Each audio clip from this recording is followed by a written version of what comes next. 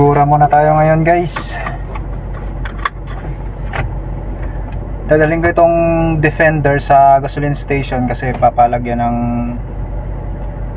ipapaayos yung tire pressure. Pagkatapos nun, bibili ako ng pagkain ng mga isda, yung koi. Tapos bibili ako ng buko. Tapos dadaan na rin ako ng Mercury. So yun ang yun lang ang gagawin ko. Within BF lang naman yun, malapit lang naman.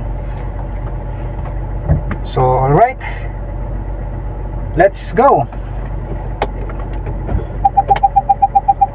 Yan, going out of the parking na ako.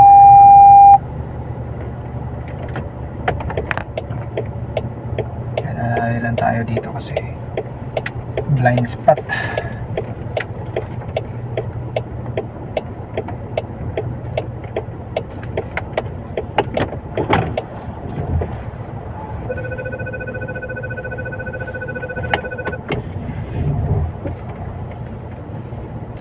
Alright, nakalabas tayo ng parkingan. At i-close ko lang yung gate. I-check ko lang mabuti kung nakasarado na yung gate. Kasi minsan nakakalimutan kong isara yung gate.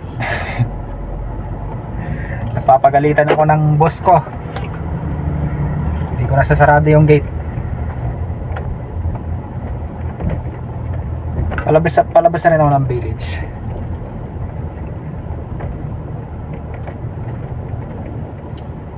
Wala naman akong susunduin na estudyante, natapos ko ng hatid sundo.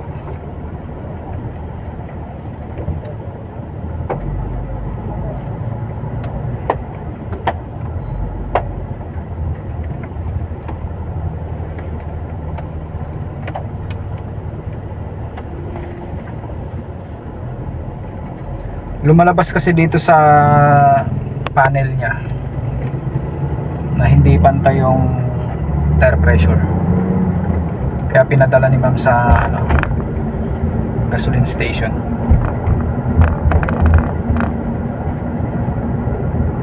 Papadagdagan lang.